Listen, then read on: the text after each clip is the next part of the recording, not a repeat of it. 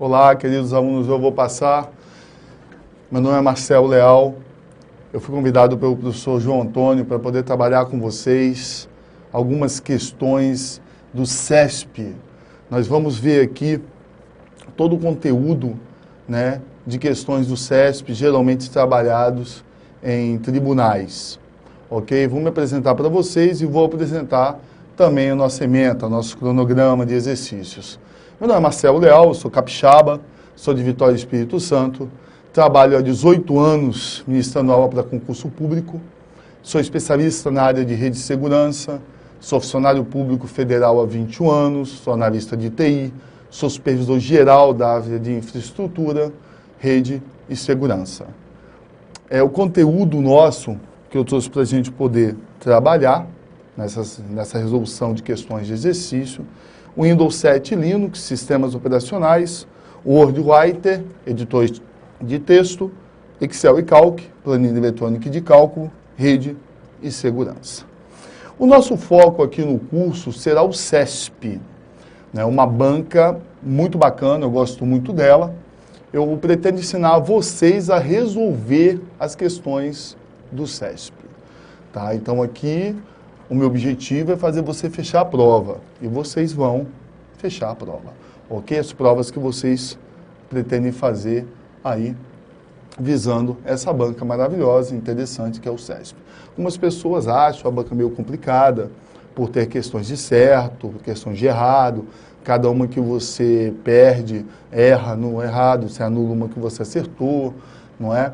Mas veja bem, você tem algumas maneiras de poder trabalhar com essas questões. Eu sempre falo para os meus alunos o seguinte: primeira regra é o conteúdo básico que você tem que ter, uma base legal, razoável de conteúdo.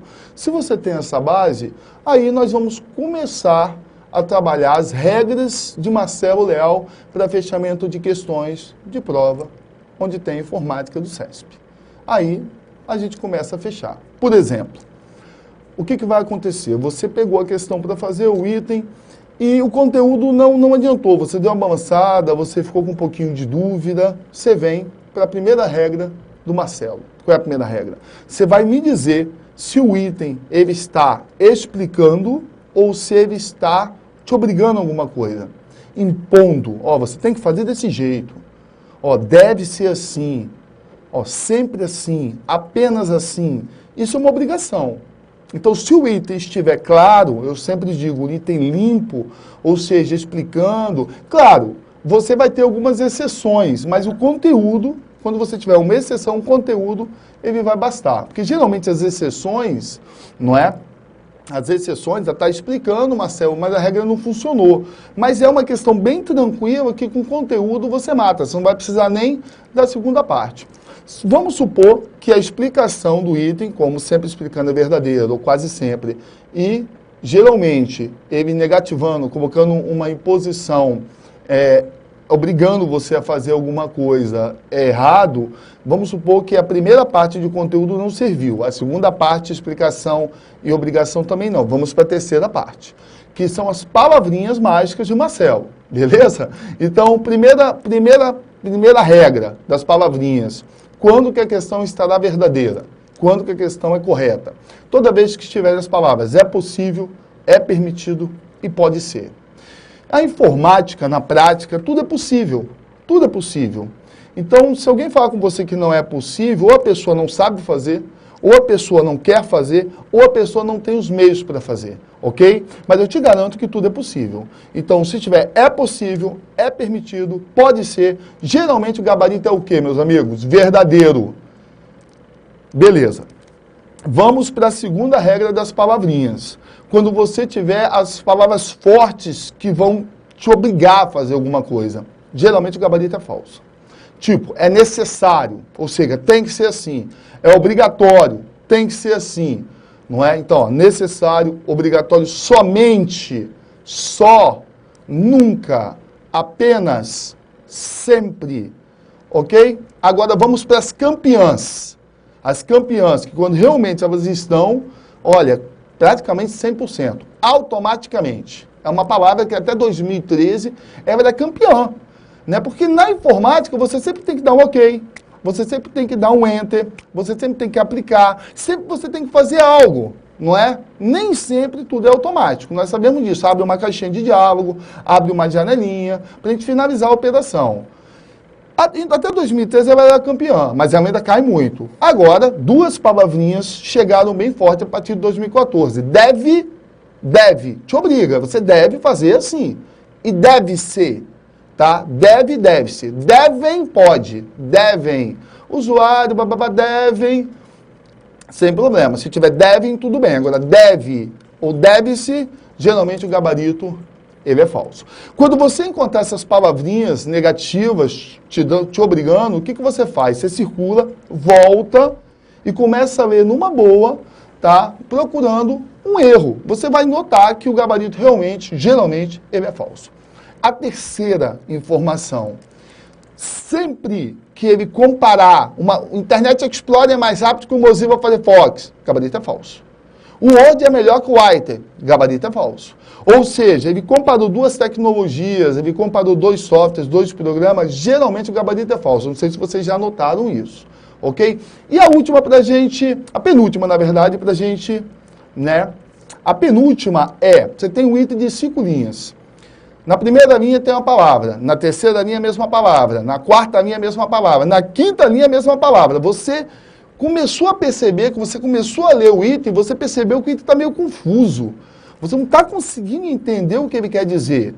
Não é? O gabarito geralmente está errado. O gabarito geralmente também é falso.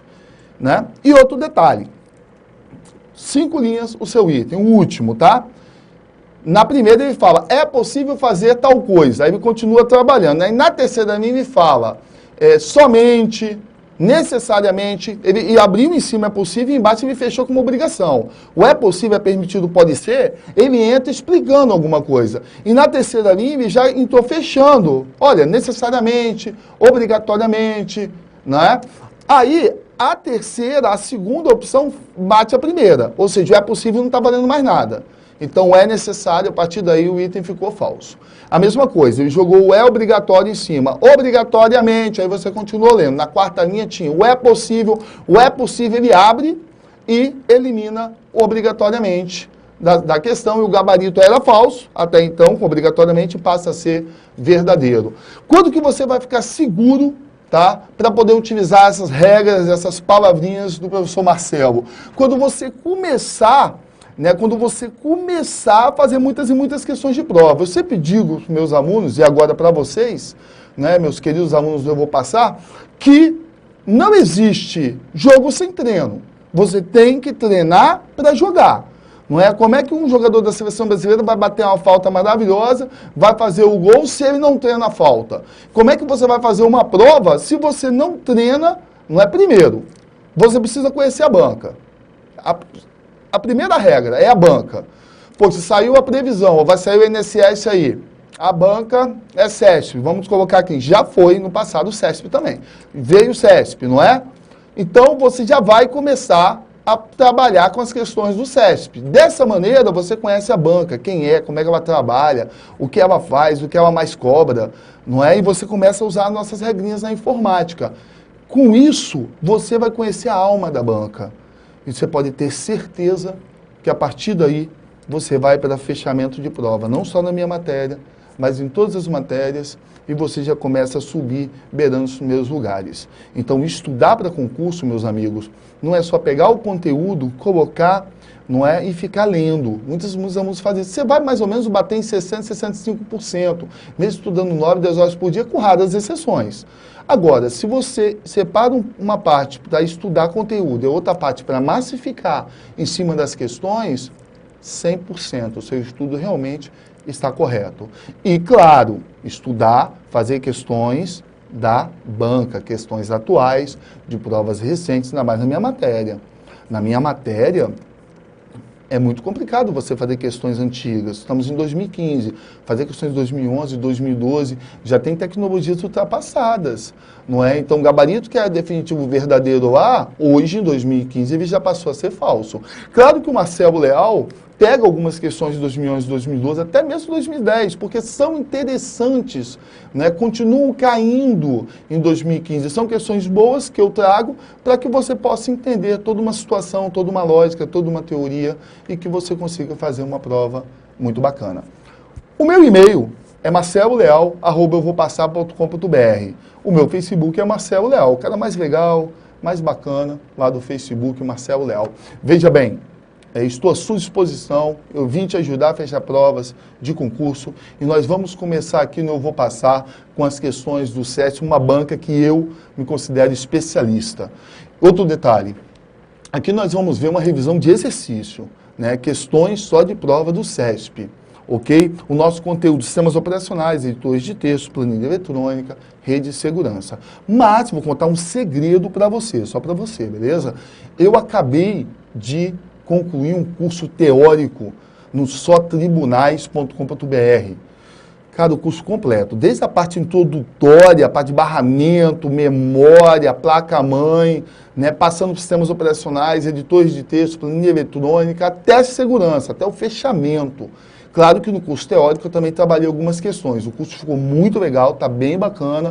Dá um pulinho lá no Só Tribunais, focado em tribunais, tá? TJs, TRTs, TREs, TRFs. Dá um pulinho lá, olha o curso, tá? Você vai gostar do curso.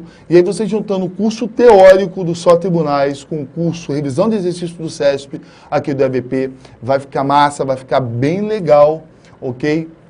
Esse seu estudo. Tá? Um vai complementar o outro, claro, o teórico, a revisão de exercício. Então, é isso aí. Marcelo Leal na área e vamos começar a resolver as questões de prova. Claro que resolvendo questões eu vou ter que abordar um pouquinho do conteúdo para que a gente possa entender esses itens do SESP, beleza? Então, olha só, a primeira questão. Vou colocar aqui a canetinha, eu gosto muito da cor azul, meus colegas. Sistemas operacionais. Primeiro, quais são os sistemas operacionais que caem nas provas de concurso, meus amigos? O Windows 7. O Windows 7 é o 8, Marcelo, não. O padrão Windows 7. O 8 não emplacou na prática e também quase não cai, para dizer que não cai nos concursos públicos, né? É o Windows 7, é o padrão dos concursos públicos. E o Linux, um sistema operacional da linha livre. Vamos lá, o contrário de um software proprietário. Meus amigos, o que é um software proprietário? Algumas pessoas elas confundem software proprietário com software livre. Software proprietário é aquele software fechado, código-fonte fechado, ok? Vou colocar aqui um slidezinho para a gente poder trabalhar aí essa teoria, ok? Então, olha só, existe o software. Existe o software proprietário e existe o software livre.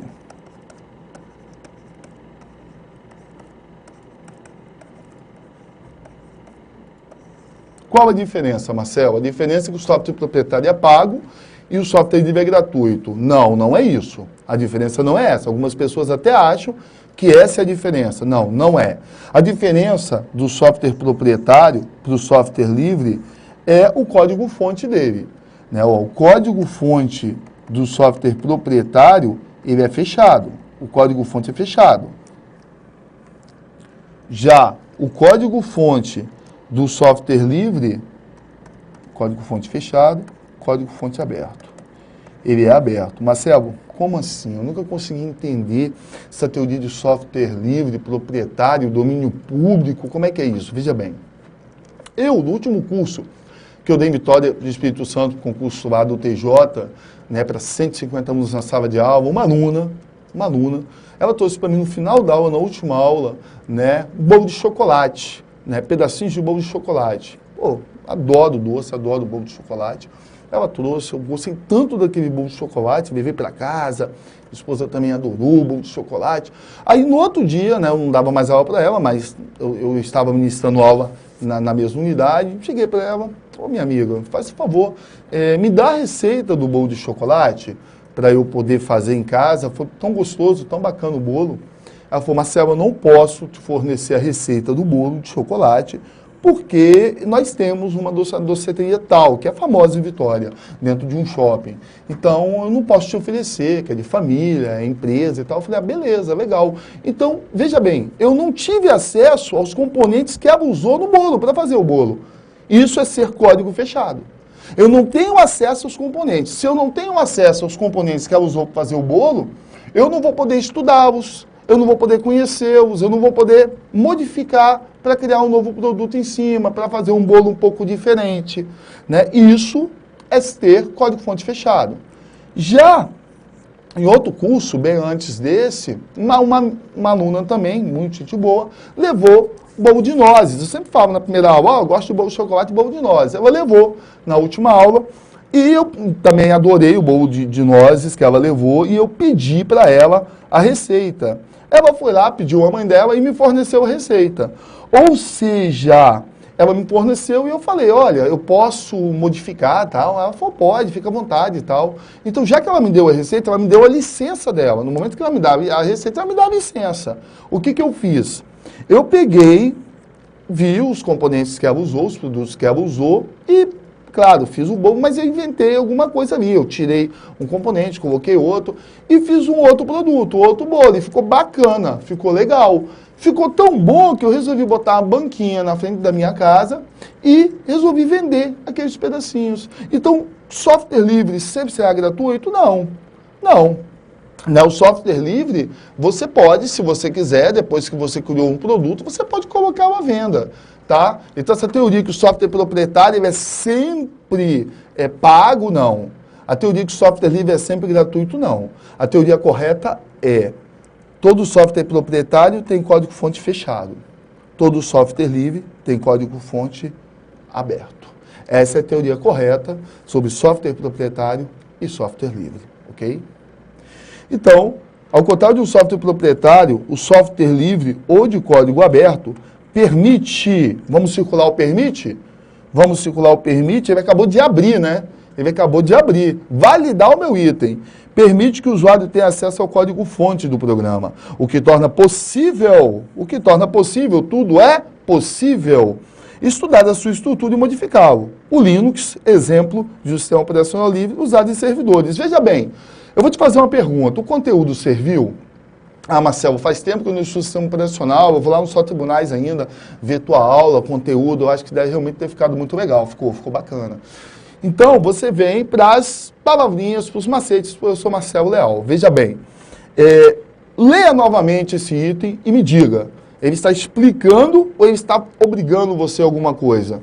Marcelo, eu li e eu acho que ele está explicando. Olha, 90% do gabarito ser certo, ser correto. Eu vou colocar aqui já o verdadeiro. E além disso, né, além de uma explicação, ele ainda colocou aqui, ó, permite e continua afirmando, é possível. Ou seja, não tem jeito, o gabarito realmente é verdadeiro. Mas o conteúdo, né, eu mostrei para vocês que o software proprietário, o código é fechado, o software livre, o código é aberto. Beleza? Primeira questão do CESP, gabarito verdadeiro.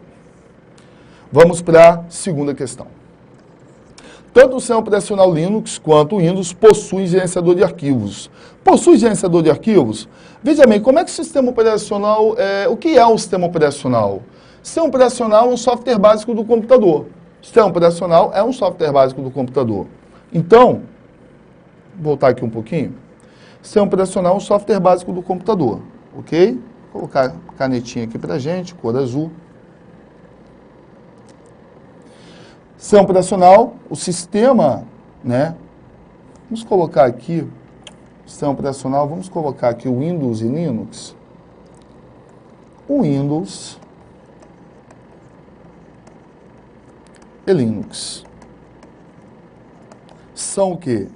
São os sistemas operacionais gráficos ou softwares básicos da máquina. Software básico. Então, sistema operacional é o software básico da máquina. Sem ele você não vai trabalhar. Sem ele você não consegue gerenciar o seu computador. O sistema operacional é o software básico da máquina, do seu computador. Com meus amigos, o que o sistema operacional faz? Gerencia. Gerencia o seu computador. Ele vai gerenciar o seu computador. Ele vai gerenciar. Mas, Marcelo, o que ele tem para gerenciar o meu computador? Ele vai gerenciar o hardware,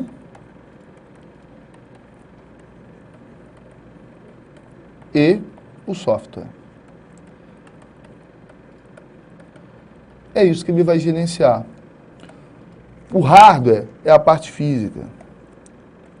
É a parte física do seu computador. E o software é a parte lógica. Exemplo, o hardware é tudo que eu consigo pegar. Tudo que eu pego é hardware. Ou seja, mouse, teclado, impressora. O que você conseguir pegar é parte física, é hardware. E a parte lógica? A parte lógica são as informações, são os dados, são os programas, são os sistemas operacionais. Ok? Então, os sistemas operacionais, o Windows, Linux, né, eles são sistemas operacionais gráficos ou software básico da máquina. O que um software básico da máquina faz? Gerencia o seu computador. Gerencia o quê? Todos os recursos físicos e todos os recursos lógicos, o hardware e o software. Veja bem, nós temos o Windows 7, nós temos o Linux.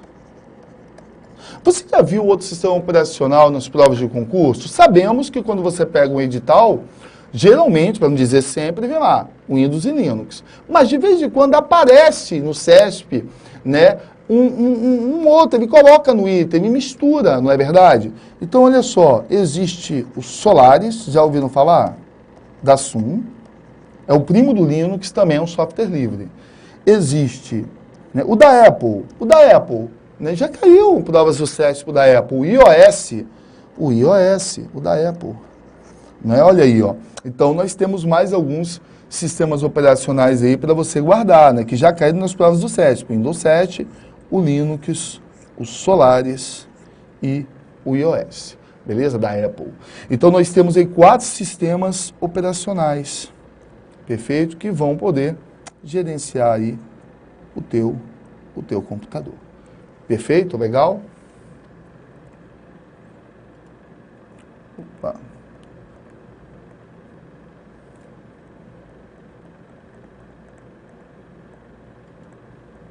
Então, esses sistemas operacionais, eles trabalham com gerenciadores de arquivos.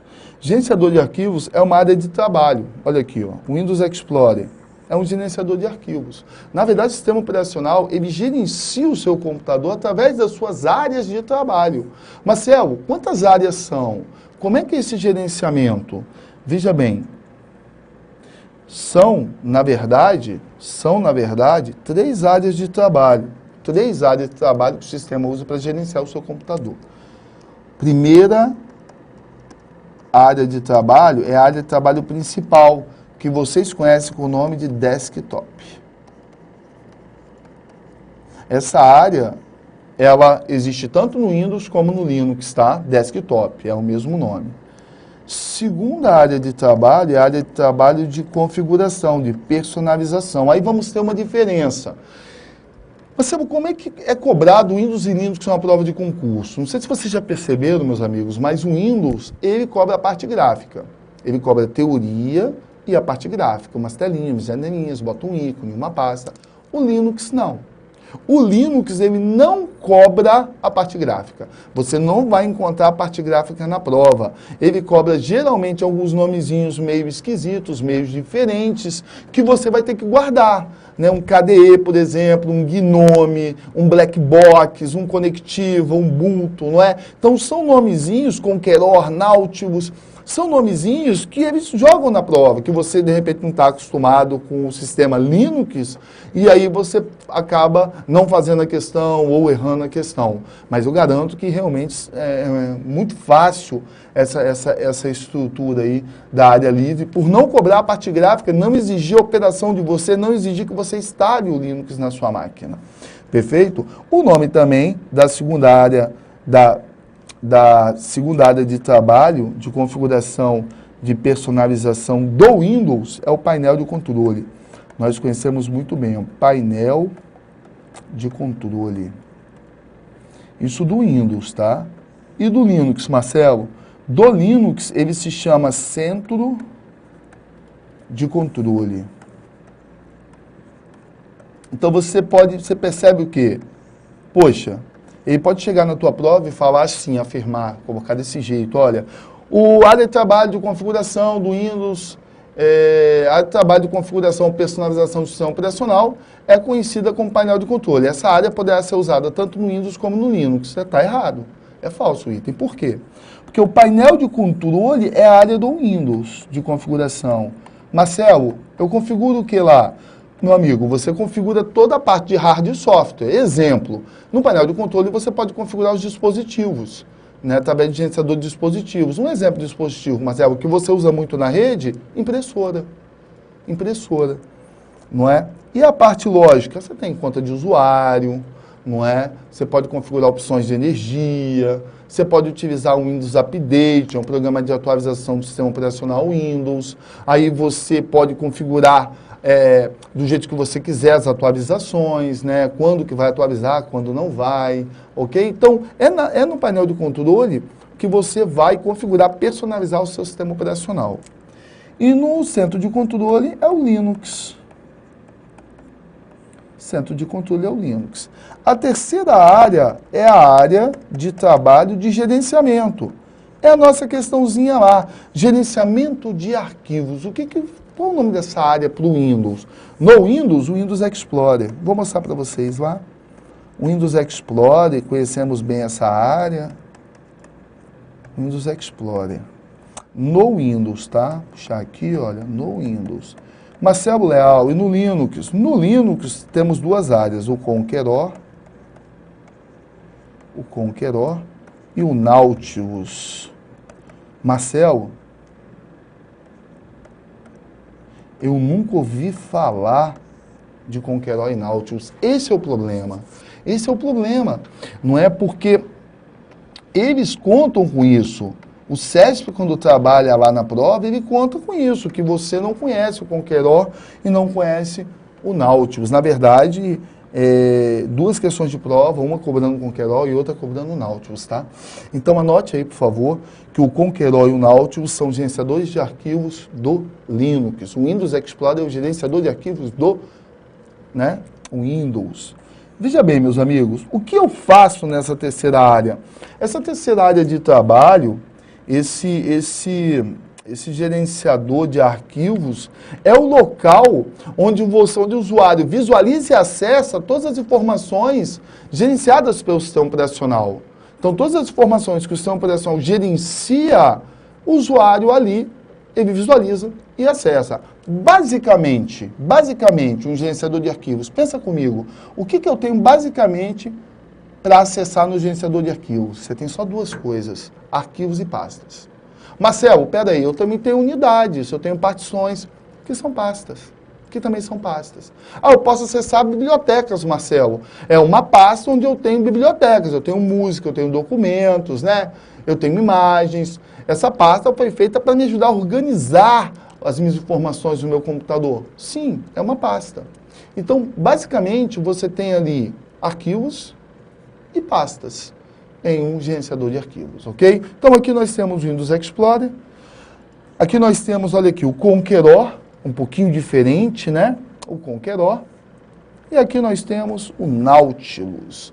São esses três são os gerenciadores de arquivos. O Windows, nós já conhecemos o Windows Explorer, né? Sempre foi o Windows Explorer em todas as versões do sistema operacional Windows.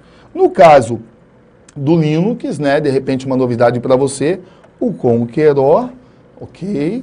O Conqueror e o Nautilus. Marcelo, olha só, eu ouvi falar que o Linux tem gerenciadores gráficos, tem ambientes gráficos. Né? Por ter várias distribuições, várias distros, o nome são distribuições. Né? No Windows nós chamamos de versões. O Windows 7, o Windows 8, agora saindo o Windows 10, o Windows Vista, o XP, são versões. Na área livre, no Linux, eles chamam de distribuições, as famosas distros, ok? E eu ouvi dizer que existem ambientes gráficos lá. É verdade, existem ambientes gráficos, sim, existe. Olha, por exemplo, o ambientes gráficos da área livre. Vamos anotar? Ambientes gráficos. Ambientes gráficos. Ambientes gráficos do Linux. KDE, GNOME e Black Box. Esses são os ambientes gráficos do Linux. Então, o que você percebe? Né? Começamos agora a resolver questões. Você já tem aí centro de controle, não é? Que é uma área de trabalho de configuração. É um nome novo. Você tem ambientes gráficos, KDE, GNOME e Black Box. Olha só, 4 já. E você ainda tem os gerenciadores de arquivos, Nautilus e Conqueror. Então, quer dizer, em cima disso, meus amigos, que as questões do CESP, quando falar em Linux também, né?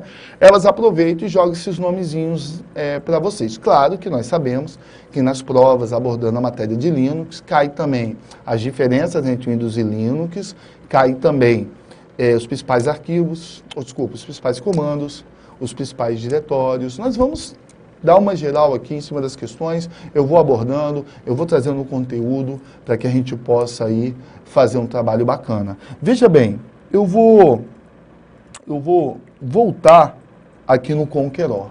O Conqueror, ele trabalha no ambiente gráfico KDE. Tá? Então, o Conqueror ele trabalha no ambiente gráfico KDE. E o Nautilus trabalha no ambiente gráfico conhecido como GNOME. Perfeito? Então, gerenciador de arquivos. Tanto o sistema operacional Linux quanto o Windows possui gerenciador de arquivos que permite, tudo é possível, abriu, hein? A organização dos dados em pastas e subpastas, também denominadas respectivamente diretórios e subdiretórios. Diz para mim, você balançou no conteúdo, você ficou em dúvida. O item está explicando ou está te obrigando a alguma coisa? Tanto o sistema operacional Linux quanto no Windows possuem gerenciadores de arquivos, que permitem a organização dos dados em pastas e subpastas, também denominadas respectivamente diretórios e subdiretórios. Teve alguma imposição? Teve alguma obrigação? Nenhuma. Ele te explicou. Ainda tem um permite que abriu as nossas possibilidades. O gabarito é o quê, meu amigo? Gabarito, Marcelo, é verdadeiro. Lembrando que nós temos que ter um conteúdo mínimo básico para usar essas técnicas, né? E nós fomos lá e trouxemos esse conteúdo, falamos de gerenciador de arquivos, ok? Vou dar um tempinho, não sai daí não, fica comigo, tá? Eu acho que o curso vai ser bem legal, esse curso de revisão de exercícios do CESP. Volto logo, um abraço!